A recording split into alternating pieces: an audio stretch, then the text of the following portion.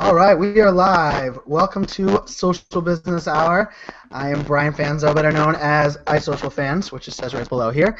And this is Social Business Hour. We are talking Instagram for business. This is the capstone of our Instagram month that we've been able to pull together for the first time.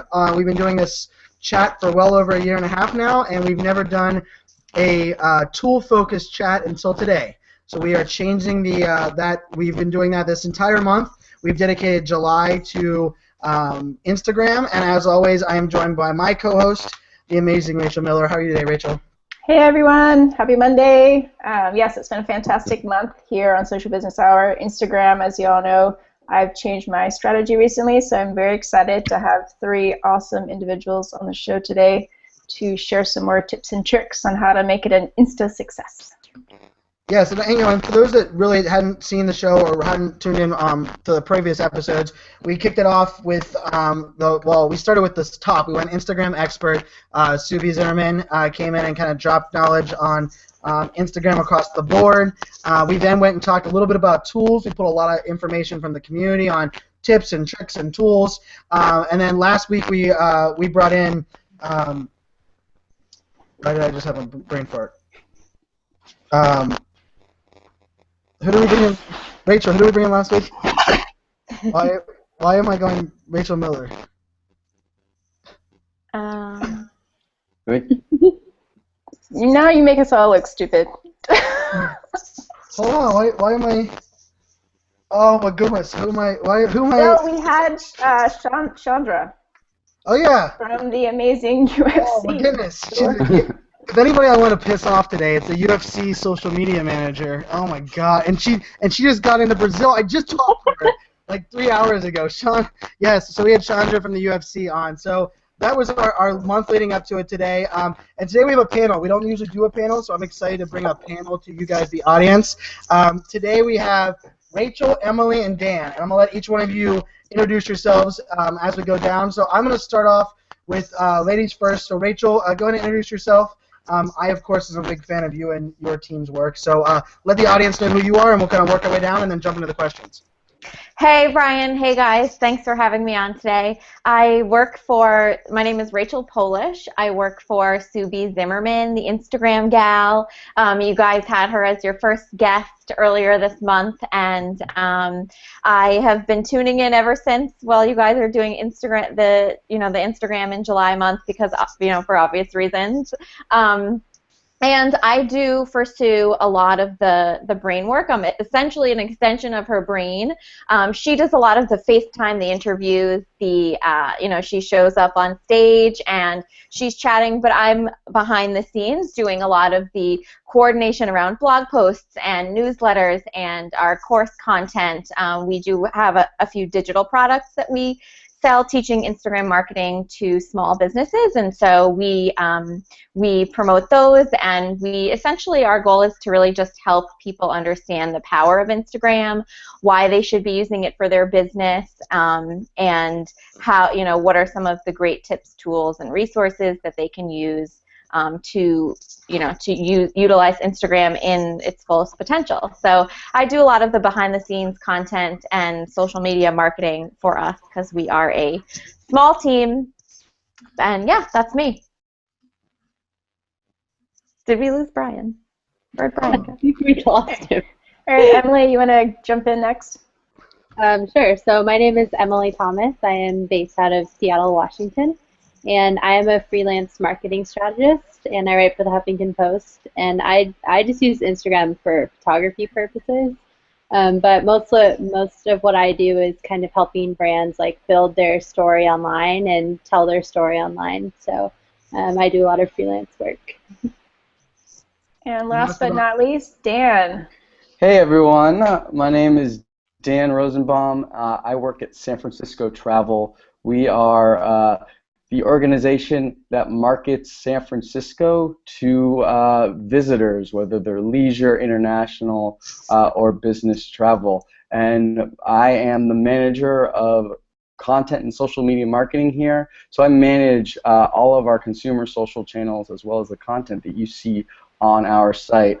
And you can check us out. We're actually our name on social is Only in SF on Facebook, Twitter, and Instagram. So definitely give us a like over there. And really, I'm glad to be here. Instagram is my absolute favorite social platform. So happy to be here. So I will admit that Rachel and I have talked about this a lot. When we started this show off, well, we worked in two different worlds. We did a lot of different things since we started this show off. But part of the honest truth is very selfish. We like being able to pull experts, listen to them, download, pick your guys' brains. We get to bring it to the audiences that are watching on Meerkat and Periscope and YouTube and Google Plus and on Twitter. But really, part of it is selfishly. And nobody have I retweeted more on Instagram this month than Rachel, from a standpoint of Subi's team and all of her insights. Emily, I've been a huge fan of for a long while, especially having a marketing mindset, but being a genius photographer that gets thousands of likes on Instagram. And then Dan, you and I was able to do keynote with you at Social Media Day and really fell in love with your track between influencer, hashtag. So, oh, did we lose me again on here? Is it just my video that's going out? Oh, my goodness.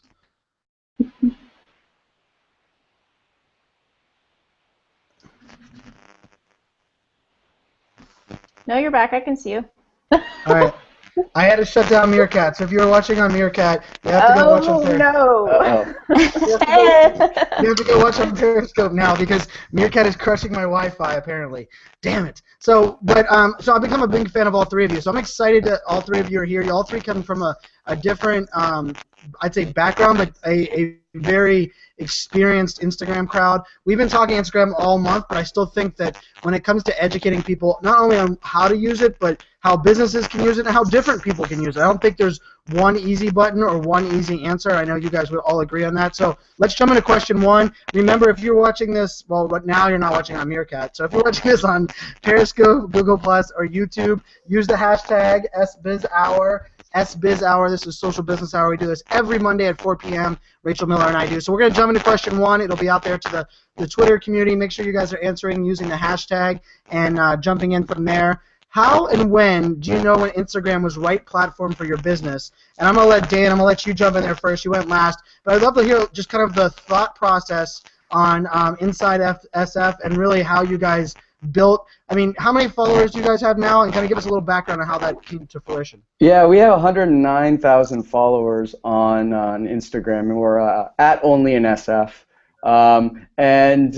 It really, how I came to discover Instagram was back in probably November 2011, I hopped on personally and really just wanted to go check it out. And so I got on and saw all these great photos and really instantly went down the Instagram rabbit hole. I checked out the Explore tab and I suggested users list, and I got to really hand it to the Instagram community team. They really, really know how to curate and cultivate community that they want within their platform, and right away I was starting to follow some great photographers. It really got me thinking from a creative aspect of like, wow, these are photos that are created via mobile photography, and they're extremely gorgeous. And while I was looking at this and discovering other people to follow, I really wanted to go to the Pacific Northwest. I mean, Emily has great photos of Seattle, and from that moment on, I was like, oh my God, I want to go to Seattle. And then it clicked because for my brand in San Francisco, I was like, oh my God, if I can feel like I want to go somewhere else in the world, then I know it's right for San Francisco. And literally a month later, I started our business channel on Instagram, and I've loved it ever since. No, I love it. And so what about you, Emily? How did your passion for Instagram I know you're a marketer to begin with, so was it marketing got you there first, or was it your photography that got you there first? It's kind of a funny story because I actually just started using Instagram back in November, so I've only been using Instagram for like 8 or 9 months, and I grew pretty rapidly because I have about 40,000 followers on Instagram now. But I was primarily just into marketing, and I just used Twitter a lot. So Twitter is my main platform. And I saw that people were building really strong communities through Instagram. And I think that, to me, that's the most attractive thing about Instagram is above all the other platforms is that it has kind of what Dan was talking about with the suggested user list, but they really highlight on building communities through Instagram. And I have made so many strong connections through Instagram, and that is kind of why I use it. Is to build really strong connections and to kind of encourage people to go out and pursue the outdoors. And I think that's one of my favorite things is that people think that I travel all the time, but I don't. I could pretty much stay just in the Pacific Northwest, but it just inspires people to get out and meet people through social media in a safe way, but also kind of care about the outdoors and care about like what's going on or in your own neighborhood. So. Love it. All right, Rachel Polish, what about you? Rachel, were you an Instagram fan before Subi, or how did that all work? And how did you? I know her passion is contagious as hell. So no matter what, if you even meet her, you automatically become an Instagram lover. But give us your real backstory on Instagram. Yeah, so I did not come from the marketing world at all. I actually went to school for nutrition, and when I graduated, I knew that that wasn't what I was going to do. And I was helping the alumni office actually. They're selling an experience of the school, so I was trying to get them to use social media. I had a professor that won a wedding by having a great nutrition blog. She won a sustainable wedding, so I knew the power of Instagram, or the power of social media in general right there. And when I graduated, I knew that it was right around the time that Instagram was becoming popular. There were a few big brands that were already using Instagram, but not a lot of your average like nonprofits and smaller businesses and even medium-sized businesses weren't taking advantage of the visuals and the ability to storytell on Instagram. So I Googled Instagram for business, hoping to learn about Instagram marketing and how I could help other businesses use it, hoping that it would get me an edge up maybe on someone that was also interviewing. So I wanted to use it as to my advantage because I knew most people probably didn't know how to use Instagram yet. So I was, Google searching, and yours truly, the Instagram gal, popped up. I spent maybe like 9-10 hours, the good portion of an evening, watching her YouTube videos, sent her a message, and she needed an intern. We lived close, so it worked out. And I started off managing other Instagram accounts with her, kind of guidance and, under her. I spent a lot of time doing client work and looking into, creating content for them, and then it's really evolved from there. I now help her with her social, her Instagram accounts. We have 7, so it's a lot to manage, and it's been really cool. I am totally in love with everything about Instagram. Playing off of what Dan said earlier, the ability to create community around certain things. When I log on from a personal perspective, and I always take into my head, how am I using the app personally, because that's how I know other consumers are going to be using the app personally. I get a really nice mix of, things from my family and friends, staying up to date with things that brands are putting out, as well as, visual inspiration. I also get a little bit of, like some of my favorite companies, like what are their new products, kind of influencing me, maybe I'm going to buy that. So it's a really good mix for me personally, and so I try to, emulate that and do that on our other Instagram accounts and, encourage other businesses to look at it the same way. Oh, I love that. And I think with all three of you coming at it from like a different, not only a different mindset, but different kind of leveraging of the tool and where the tool has come from. Because there's a little bit of personal branding, there's a little bit of building a company that helps people build training. There's a personal brand that's exploding it even more in a different niche, kind of mastering another philosophy. And then there's another one where it's a brand, but it's leveraging UGC, and there's a lot of like kind of a hybrid combination here. But one of the things with question number 2, Rachel, I think we're going to jump into the QTAs or CTAs. Are we going to? Is there other comments we want to bring in from Twitter real quick? Actually, there is a great question that actually kind of plays in nicely to the current conversation.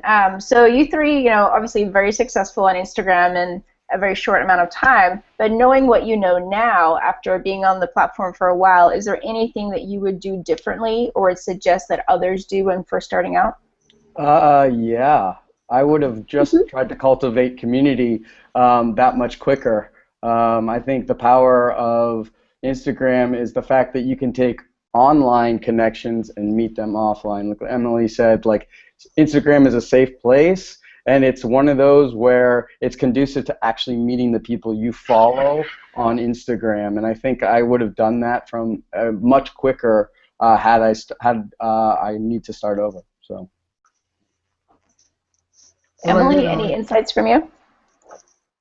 Yeah, I would just kind of follow up with what Dan said. The strongest thing about Instagram is definitely the community, and there was a long time where I was very hesitant to meet people that I met online, like in person, that I met on Instagram. But the second I did that, I just built lifelong connections, and it really. People always ask, is there a certain formula that helps you grow your Instagram account? Like, is it having good content? Is it doing this, this, and this? And there's really not. And I would say that the thing that's the most powerful with growing anything on Instagram is building that really strong community there. So yeah, I definitely would have kind of followed what Dan said and would have met with people sooner because it definitely. Yeah, I think ultimately you need to participate in the community. So not only like have great content, but go out and meet the people that you're going to be friends with, that are going to follow you, that are going to retweet, not retweet, but like and comment on your photos. Get to really know them and help promote them as well. Again, it's like any other community, you want to join and participate. Yeah, I think for me that was my biggest takeaway actually from last week's episode with Shauna from the UFC. Instagram is their most highly engaged platform of all, which to me kind of blew my mind because you always think that Twitter and maybe more faster-paced networks would produce the highest engagement, but for her it was Instagram.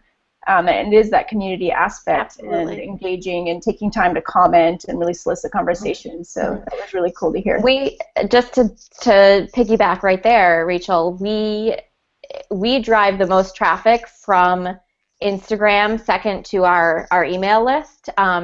But we know, like for instance, right now we're promoting a webinar that we're having this week, and we push it out on all of our social channels. But I know that if our numbers are behind, that means I need one more Instagram post. Mm-hmm. I would say 50% of the registrations come from email, and then probably 35% come from Instagram specifically. It's and then next to that, probably Facebook ads, depending on how much money you put into it. But Instagram, absolutely, because people are used to. We've trained them in the way that we've been. Posting content, and Sue's been putting descriptions and call to actions, which we'll get into in the next question, but we've trained them to be active. And so I think people come to our account and they see our content, they know that it's common that we're going to ask them a question. So they're used to participating. They're used to us sending them to a link in our bio to look for, whether it's a YouTube video or a blog post or an article. Now, right, currently it's a webinar registration. Occasionally it is our lead magnet. So we've trained people to be able to be active and to participate there, and so I think that's where we get that really active engagement. But you have to, whether it's meeting people in person or encouraging them to comment and participate in your descriptions, it's training them to be active followers. Really helps.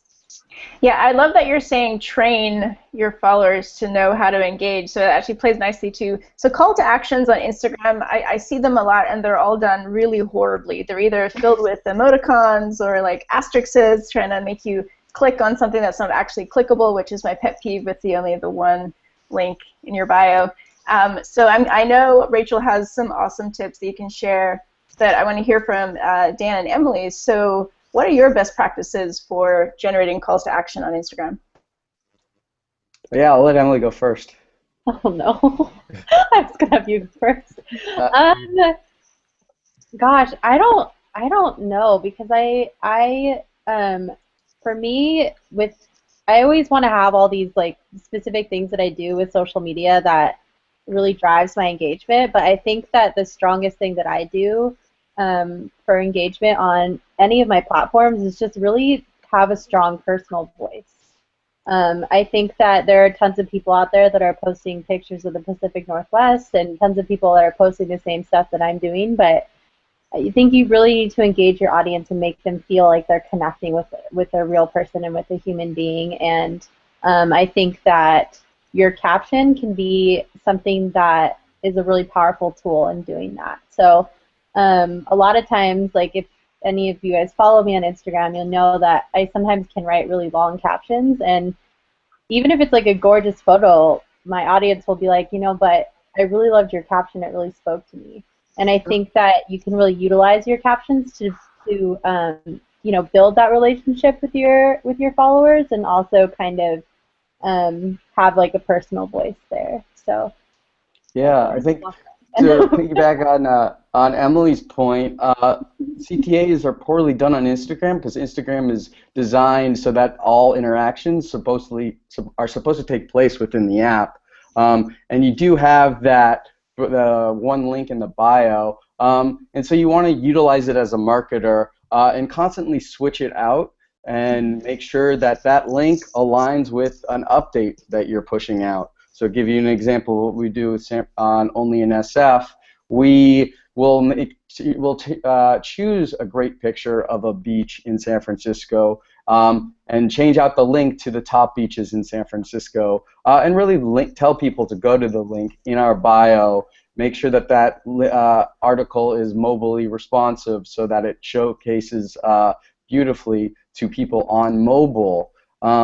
But really, there's other things you could be doing, and that's simply what Emily does is ask a lot of questions. She gets a lot of comments and engagement that way. I think ultimately you need to think about calls to action that keep people within the app itself. So that means like double tap if you love the Golden Gate Bridge, and just asking questions. And again, it's getting people to participate with you as the brand or you as personally. In that case, that's how your CTAs are really successful. Yeah, I love that. I love that because I think part of this, the reason I love it at only one link, and it's because I like to pick on marketers and make it harder on them to ruin things. But also, I love the idea that like there's kind of a different approach. Emily, I think you do an amazing job of storytelling, not only in your pictures but in your captions, like you kind of talked about. And I think that's something that's unique. I also know Sue. And on Subi's team, and Rachel, I want you to get into this. Mm-hmm. She is not afraid to tell you what to do, and like I love it. I know it's your channel, it's your story, so she doesn't tell you. I mean, she tells you, I want to know A, B, and C, or she'll tag. One of my favorite things that she does is she'll tag other people and say, go see these people for more information about this event, and so on. So, Rachel, what is your thought process when it comes to CTAs? I feel like you guys do a great job of using tagging, flat out being Sue's voice and saying, hey, go do this because I told you to, and who says no to Sue? But I think it's a unique way of use. Rachel, can see a little bit more backside onto that side. Yeah, so I think you broke off at the end, but our view on call to action changes day to day. I think again, the most important asset that you have is that one live link, and so for us it's really about changing that out very, very regularly, and I mean like multiple times a week in many cases. So sending people directly to that blog post and not making them have to go off and type it and remember it, screenshot it, type it into their browser. So making it really simple if you are going to bring people off the app. But like you were saying, a lot of times it's, you know, giving value is not, people like, what is this like giving value thing? Like everybody says it, but like what does it mean? It comes in so many forms, and on Instagram it could mean you're sharing a tip or, you know, whatever, but it could also mean sending people to the right resources that they need. So if you want to learn about Periscope and live stream, go see Brian Fanzo. If you want to learn about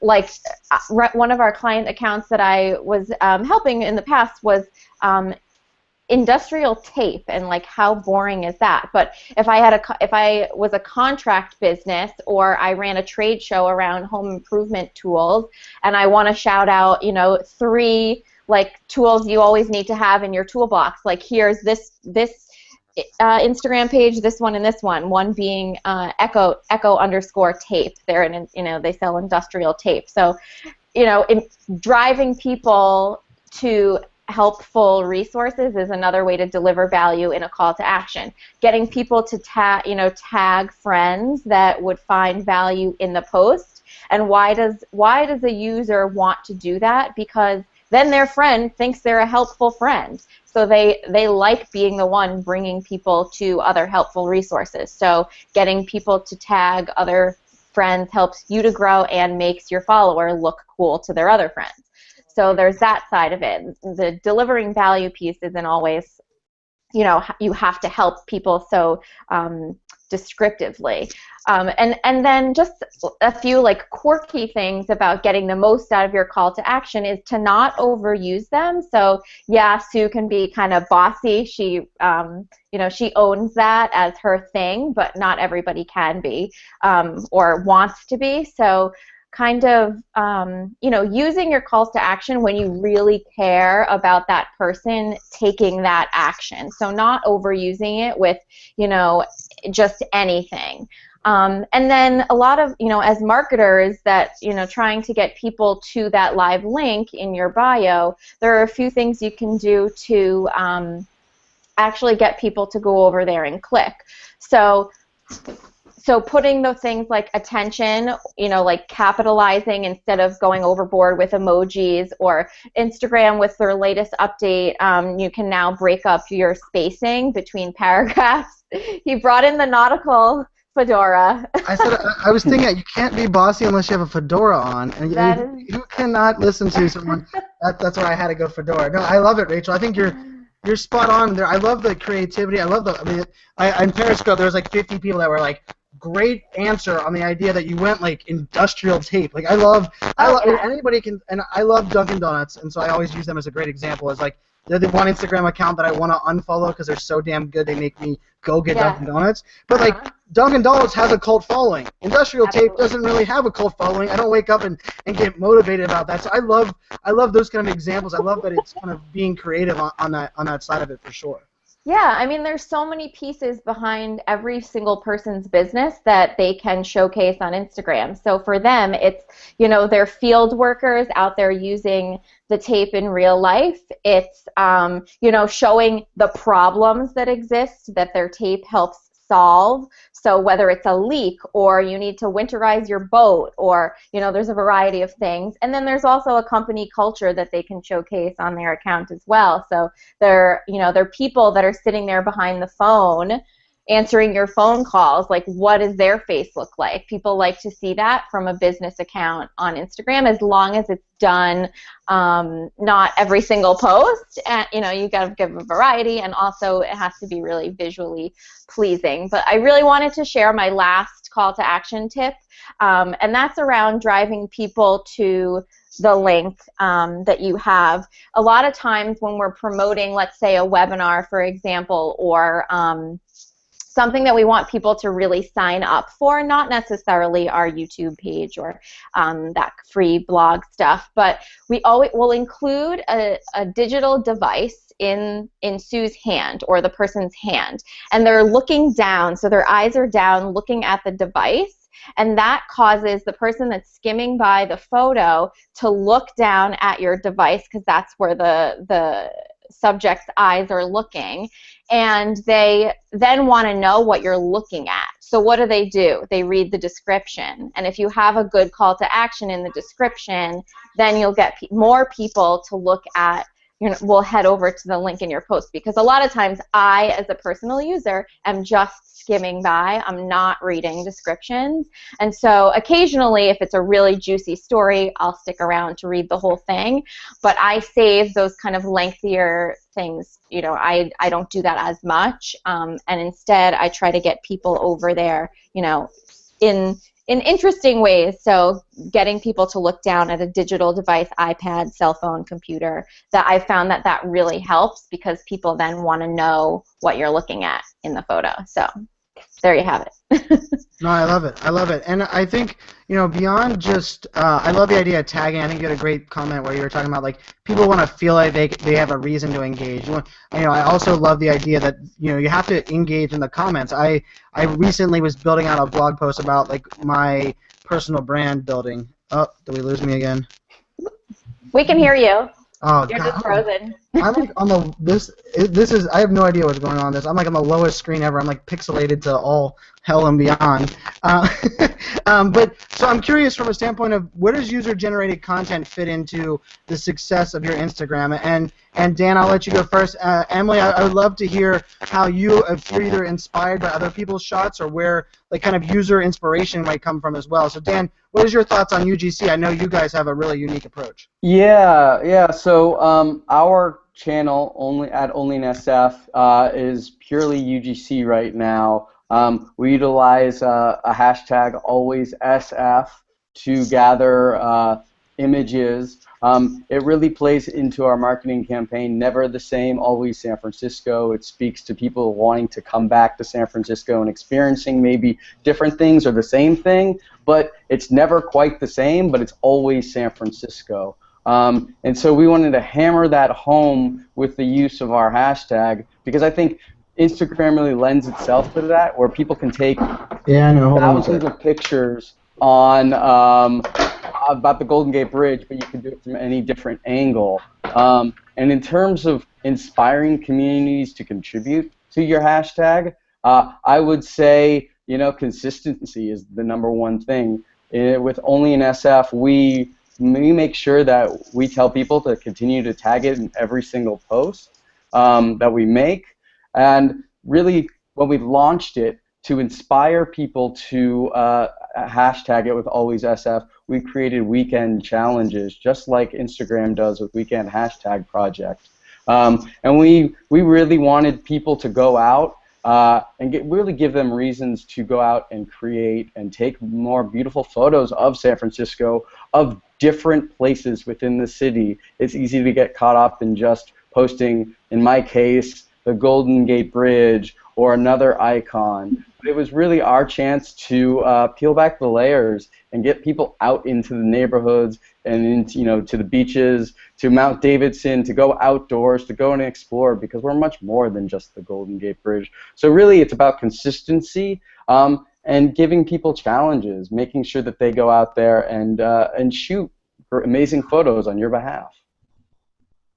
Yeah, I think it's always extra special when people shoot the non-iconic places. That's what always inspires me to go to a place. I'm like, oh man, that seems really cool, because everyone's seen the Golden Gate Bridge from a variety of angles, but if you see like a cool like mural or a live stream or something, that's what's exciting. With Instagram, we try and tag every single location. So that's really our call to action every time, is so that people can go click on that blue explore icon and explore more of the area, and not just see our picture and our point of view, but everybody else's point of view who's taken a picture and tagged it at that location. I mean, me personally, what gets me going is seeing a beautiful plate of food and deciding where I want to go eat for brunch that weekend. I mean, right now, Instagram's great for vacation planning or weekend planning, and using hashtags as a way to figure out what's going on and where you should be.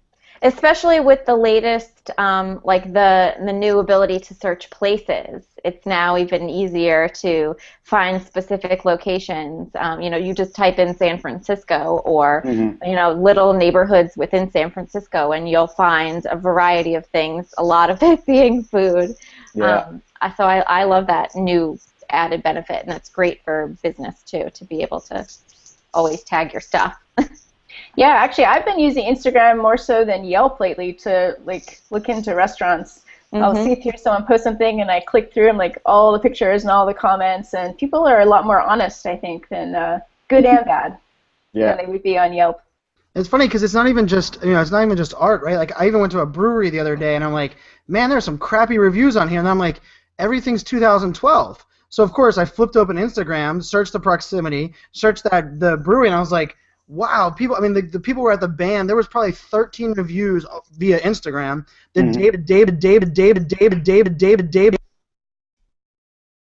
Oh man. Are you back? I'll jump in and talk about kind of what I think around user-generated content. We're not necessarily looking for it to repost or to share from that perspective. But I really encourage a lot of people that struggle with thinking of ideas and what to post and how to attract the kind of people they want to attract. I'm encouraging them to look at what other people are posting. Like, what literally are your potential customers or clients or audience looking at? Or what are they posting? What does it physically look like, from lighting to staging to props, people, nature? What is it? What are the angles that they're looking at? And try to replicate that for your own business. So if let's say you have a coffee shop and all of your photos are, you search other potential customers in your area and they're posting things like, their desk with their coffee mug, but they're using the bird's eye angle. You, as a coffee shop, should be trying to replicate that kind of staging of your photo so that when a customer lands on your account, it feels like something they already know, because they're used to seeing that kind of staging and that kind of lighting and that that kind of picturesque thing. So for Dan in San Francisco, if somebody lands on, if somebody's already into travel or California and they land on this account, they're seeing a variety of different places that look like cool things that they already like to do. I like to go and hike. I like to eat at really cool restaurants. I like to sightsee, whether it's at the Golden Gate Bridge or not. So being able to visually replicate what your audience already likes is the best way to go on Instagram, and I find the easiest way to get inspired and figure out what that is to look at other content that users are posting. And Rachel brings up a great point. It's about training your audience to, post the pictures that you want to see, whether you're using it for UGC or not. It's about training them through your account to showcase the type of images that not necessarily they're going to take, but they're going to engage with.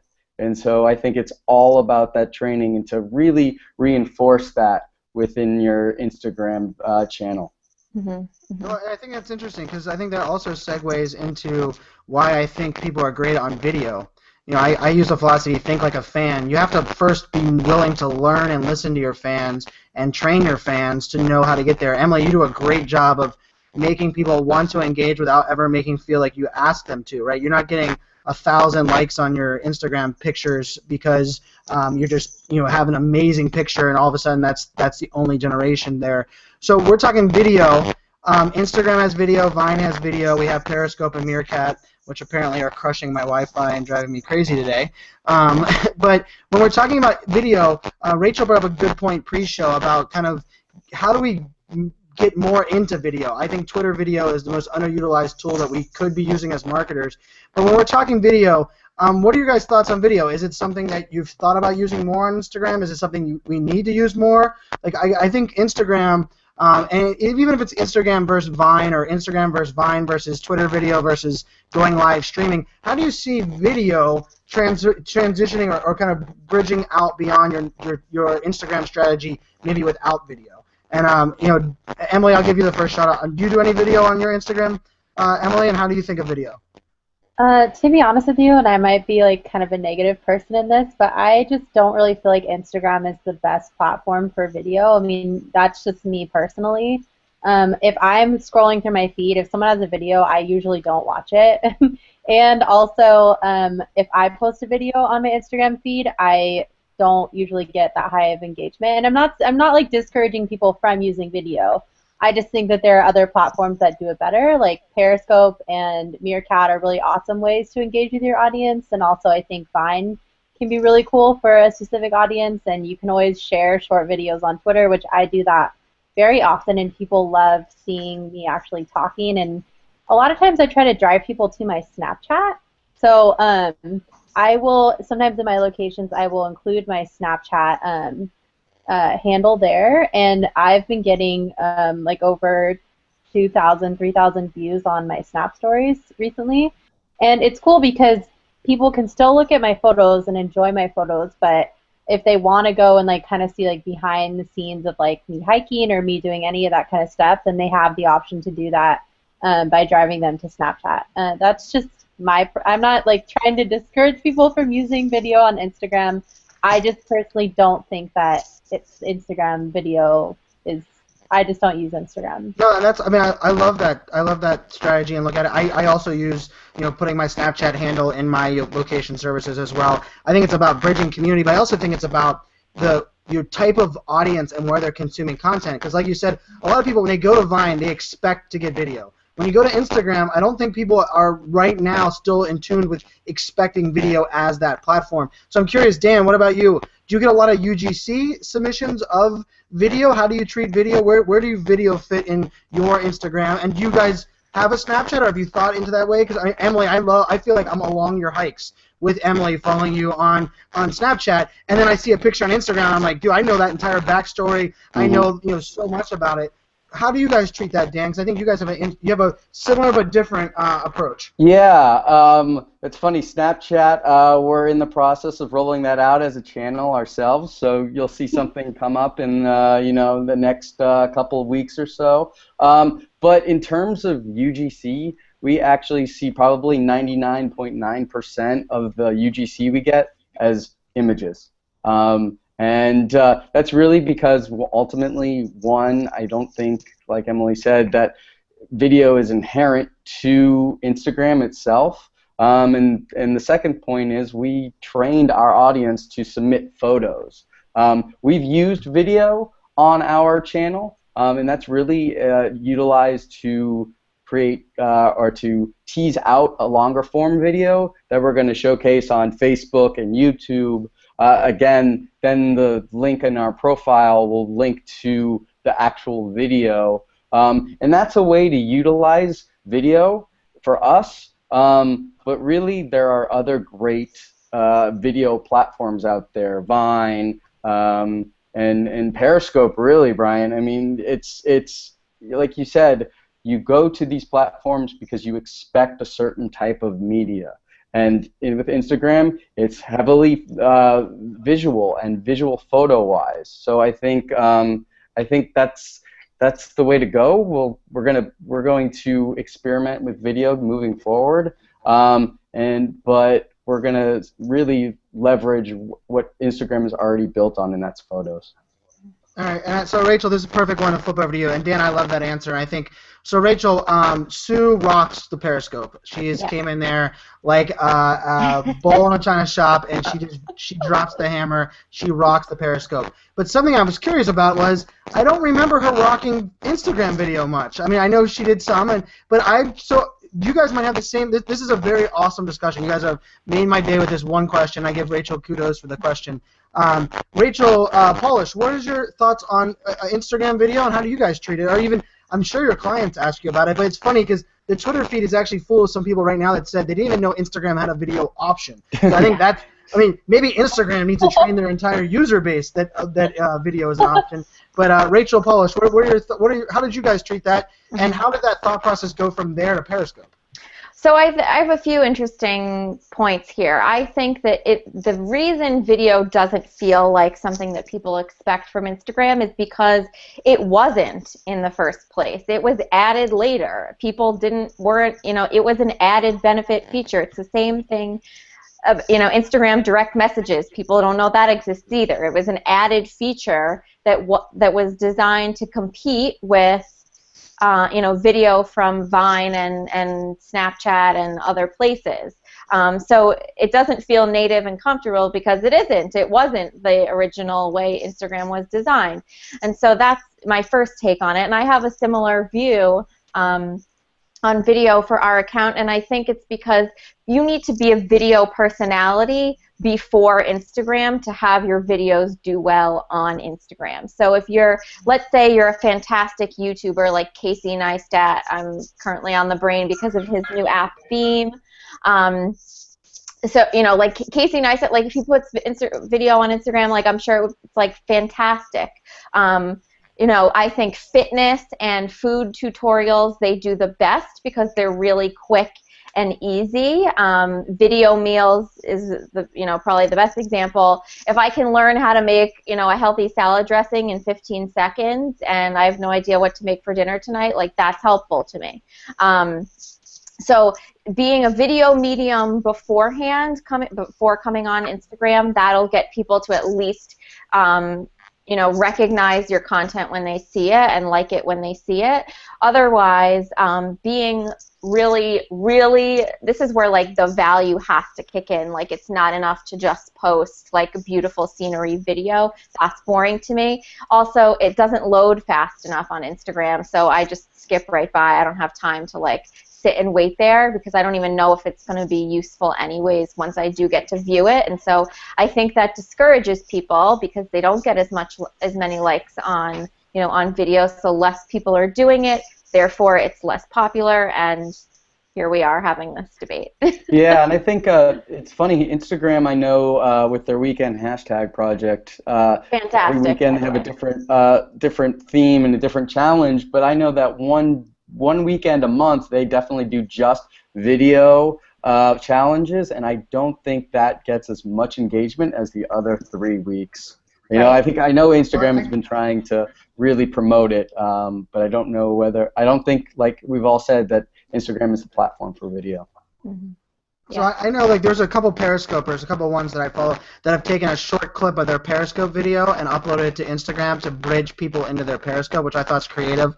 I've found great success in taking a Snapchat story and putting it on Instagram as an Instagram video because Snapchat allows me to do almost that Vine chunked up version of it from Snapchat. So I actually, as you guys are saying this, I love disrupting what is the norm. So I think I am gonna do one hell of an attack on Instagram video. I'm gonna start using the hell out of it just to see if I can stand out, since it doesn't seem like there's a ton of I'd say action there. And I think I think this is the view that everyone, like brands, need to hear this, because not only is it not the primary consumption area, but if you're focusing your attention and you're getting amazing value on Facebook video, why I'd say take away that focus and go after Instagram video? Why not keep the video people on Facebook video and keep the Instagram people? So I think this is some great insights there. Rachel, do we have a couple other comments you want to bring in, or did you want to jump into question 5? We have about 10 minutes left.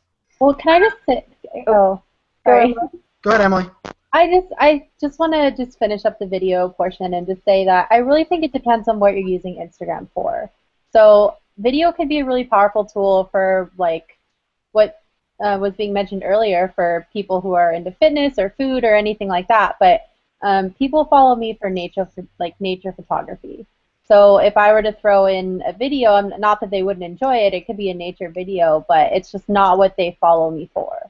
So I think it really just depends on like what you're using Instagram for Instagram video. So, yeah. So this question actually has been shared a few times in the stream. A lot of people are debating whether they should have a personal and business Instagram account or merge the two. So any suggestions from you guys? We really advocate for having separate accounts. You can, the exact reason that Emily was just sharing. People show up for one very specific reason, and if you're sharing 10 different things, then every person that doesn't like 7 out of those 10 things is going to unfollow you because they don't want to see your cat and your dog and your your plants inside your house if you're selling industrial tape. That's just the reality of it. And people will unfollow. I do it all the time. If I show up to see food tutorials and then all of a sudden I'm getting like rock music, it's like, why am I here? This is like not what I came here for. So exactly what Emily was just saying. I think it's entirely it should be niche specific, and if your personal brand is you're very specific, if you are okay with not showing mom and dad and Uncle Bob, then you don't necessarily need to, but you do need something that's really niche specific, that's related to whatever your cause is or you're trying to promote, or what's specifically going to attract your target audience. And I think it also splitting them up really opens it up to not only like when you build up a business Instagram or a big personal brand that becomes like your business now. I think ultimately people look at subject matter, but it's not only that, it's the look and feel of that channel. Emily takes a lot of time to curate her images and post beautiful images, and I'm sure like if she wanted to post something that was a little bit different and not as gorgeous or more real-time and raw, she'd choose a different channel to do so, whether that's a personal private account or another account there, maybe on Snapchat. But again, it's about keeping up the style that everybody is expecting from you as someone on Instagram. Well, yeah, and one of the things that bothers me there, and this is something I think that's interesting, this discussion, is building a personal Instagram account or building a business Instagram account. Which one's harder? And the reason I ask that is if you're someone like that has a kind of a hybrid, and you've been kind of straddling that line, and all of a sudden you say, you know what, I believe you've convinced me. I need 2 accounts. 2 accounts is what I'm going with. Which one do I create? Which one do I start from 0? And which one does the account that I've been building up to 3,000 followers get turned into? I think maybe that's from a strategy perspective, that's a very interesting game, because if it's Twitter, I know what the answer is, but I'm not sure the answer on Instagram. What are your guys' thoughts on if a brand / personal brand has one that's really strong? Do they create the second one with the brand itself, or do they create the second one as their personal brand and let that one turn into a majority of only branded photos? I think you pull out whatever feels like if you've been posting tons of personal stuff, then keep it personal. If you've already been posting tons of business related stuff, keep it business. I think in most cases, from what I've seen, people tend to start over on a business account because then they can start fresh. It feels like brand new. And they can post exactly what they want to post without, having to delete all of their other personal stuff. Whereas the other way around, it's a little bit more difficult. Yeah, and I think for photographers in general, people who are trying to build up their name as a photographer, they probably want to keep their professional profile or professional channel really polished photos, and then create a personal one where they can goof off and showcase what they're having for lunch with their friends. Yeah. So are the wheels spinning for you, Brian? Is that why you're asking this question? Did we lose Brian again? Oh, I think we lost him again. Well, let's just jump to questions. Wheels were spinning, by the way. I did hear that. Oh, you did? Okay. Is that what you're trying to do? You're trying to decide if you should start something new, or you're just... No, it's actually kind of teams into something. Rachel and I work on a couple of different projects. We have a Social Business Hour Instagram account. We have but we're also built, fairly good personal brand accounts. And then if you launch a project of a new collaboration? Is a new collaboration an extension of our brands on Instagram, or is it an extension of a brand new account where we have to create something from scratch?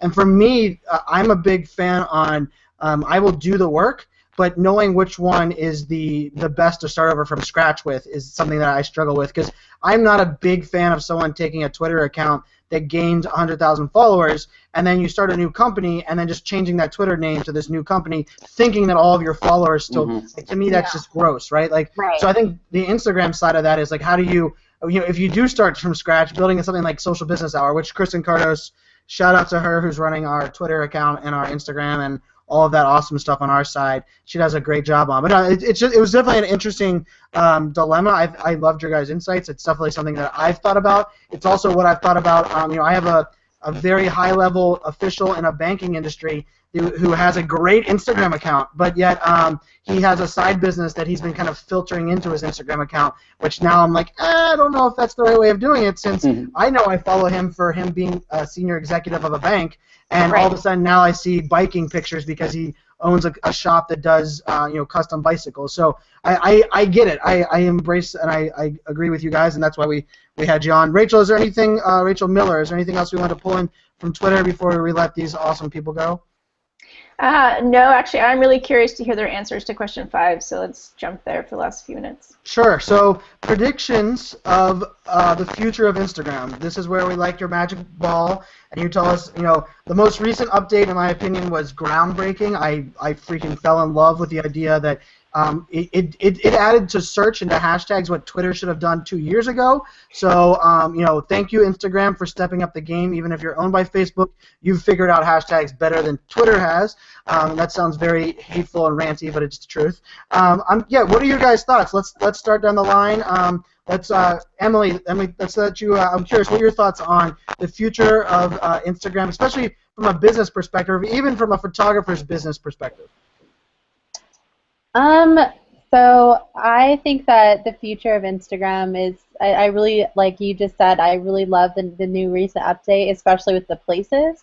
And as a personal user, a lot of times people will ask me like where the hikes are and all that kind of stuff, and I think that location and is one of the most attractive things about Instagram. So I definitely see them kind of utilizing hashtags more, and also using places more, and also I can see them doing a little more stuff with events too. I'm not sure how they'll pull that into the app, but I can see them doing something unique with big events like concerts and stuff like that. So definitely using the new places part of the app to kind of get people to build that community, which is what the Instagram is known for. So. All right. What about you, Dan? I think Instagram is gonna go sort of the way of Facebook a little bit. Their parent company. I think they're trying to be a media company, and pulling in the new search function allows people to stay on the app longer to discover what's going on in the world. So I think you're gonna see the world get a little bit smaller because of these updates, and letting people search for restaurants, to world events, to concerts, to new places and new people. So I think they're going to continue building on their strategy of people, places, and things, and really take out someone like Pinterest. I follow a lot of food recipe channels now, and so I think for me the search is going to take over a place that Pinterest used to have. Mm-hmm. Yeah, that's really smart. And mobile Facebook's play right now after Google is going after mobile search. I think Instagram is a genius play in that space. I also think it's really interesting to see where they go with. I think the greatest ads right now, without question, on any platform is Snapchat. Snapchat is, genius when it comes to providing ads that actually I want to consume. Imagine that. We're in a world where I want to consume a Snapchat ad compared to the crap that gets spewed on all the other channels. So I think that's an interesting one. So Rachel Polish, I know you have some predictions. I've heard we kind of talked about this a little bit because I love your thoughts. So kind of give us your world domination. Where's Instagram going from here? I really think it's all about setting themselves up for the ad space and discoverability again. So, just playing along to everybody else, what everyone else is saying, their most recent update, I think, did two things. It made it better on their end and on user end, which I think is really essential. And anytime a new app rolls out an update, that's, they have to consider both sides. So I love the functionality, at the top, this scrolling banner here. Like, when they first rolled it out, what was it? It was rising NBA stars, okay?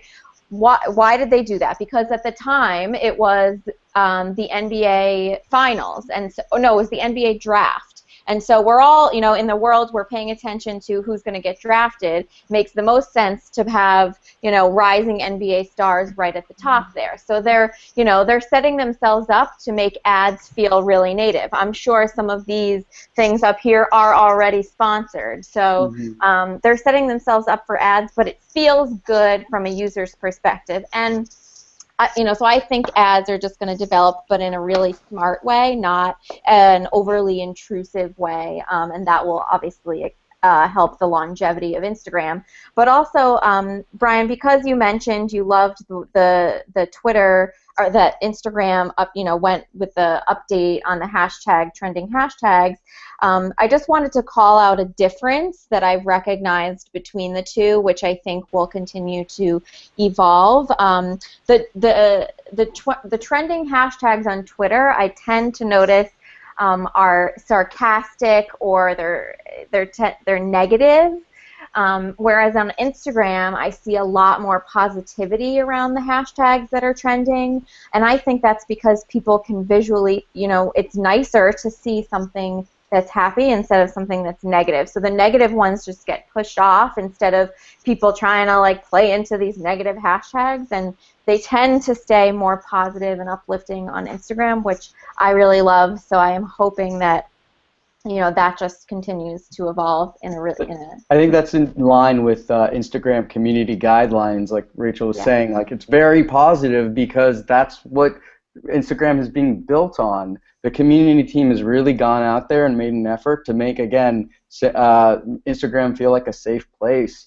And so really you're going to see a lot of them moving into the ad space, like Rachel said, but with the community aspect of, we're really going to cultivate and curate what trending topics we're going to see. We're not going to fall into the pitfalls that Twitter has fallen into in terms of just releasing a product without training the user base on how to really utilize it and what they should be seeing. I love that. You guys have me excited. I tell you what, the reason there's not crappy negative people on Periscope, I ran about this morning, is crappy negative people are scared to get on camera and get called out. They just are trolls behind a keyboard, and I think that's part of it behind Instagram as well. So I say I support every positive platform. Screw all this negativity. There's enough negativity in the world. We don't need it on our social media. But you guys rock. This was awesome. The amount of people that are tweeting and jumping at Periscope saying that they loved a panel discussion, all these unique insights. A lot of I think a lot of what we can take away from this is Instagram is powerful, but it can be used in so many different ways, so many different uniquely styles. I think all three of you are amazing examples of ambassadors for that platform that are doing great jobs. So I'm going to give you guys a last, just walk down real quick. Where can they follow you? I'm guessing Instagram. But if it's your Instagram's handle is unique or somewhere that they just let people know where they can find you, and we'll send people off. I'm the one that's forcing us to be late here since technology is pissing me off today. So let's start off, ladies first. Rachel, where can they get a hold of you? And then we'll kind of work our way down the line. So my personal Instagram username is Rachel Polish, so you can follow me there. Don't follow Rachel Polish on Twitter. She does social media for JP Morgan, so you can follow me at Rach A. Polish on Twitter. But our other Instagram, our team Instagram account is SBZ Team. Woo-hoo. And if you thought I wasn't going to bring a hashtag sign. Hey, I got one right there with you. I'm right there with you. Yeah, so you guys can find, that's our team Instagram account. We do, a whole variety of stuff there, so you can find me there, too. Awesome. Emily? I'm just Emmy Toms, so EMITOMS, and the same on every single platform, except for Snapchat. I'm Emmy Toms 1. But someone else is Emmy Toms, and I want to find out who that person is. But Isn't yeah. that the worst? That's the worst thing ever when someone steals I your. know. I know. I see a new platform. I'm like, I just need to secure my username. I just need to secure my username. It's so bad. All right, Emmy Toms, we got you everywhere. You rock. Dan, what about you? Yeah, you can find me personally on Twitter, Instagram at Dan J Rosenbaum. There's a J in between the Dan and Rosenbaum. You can see down below my name, how to spell it. But professionally, you can find me on Twitter and Instagram at OnlyInSF. Again, that's at OnlyInSF, and we'd love to have you submit photos for our with our Instagram hashtag #AlwaysSF. I tell you what, I can't wait. I'm going to San Francisco in October, and it's in my strategy, in my guide, to take Instagram pictures and use that hashtag just so I can get it on your guide. Yeah, let me know. I'll help you go out there and take awesome photos. Our team will be there in November for Creative Live, and I might be there with you, Rachel. I'm hoping you'll be there with us. Yes, I think I will. So there we go. That's gonna be great, guys. This is awesome. As always, I want to thank you guys a bunch. Rachel Miller, I'll thank you very much. You always rock. We have exciting stuff coming for you guys next month in August, but I'm always one that ruins every secret, so I'm not ruining a secret this time, and I'm going to keep my mouth shut. But August is going to be another fun month, just like July. Thank you to all of our guests, Shonda, who I now is going to kill me for forgetting her name earlier, Subi for rocking it earlier, you guys for being awesome panelists on here, and all of our community that jumped in and engaged and even stayed with us a couple minutes late today. You guys make it a great day. State of positivity. We'll make sure we get your Instagram accounts out on the Twitters as well, and rock on, my friends. Thanks, guys.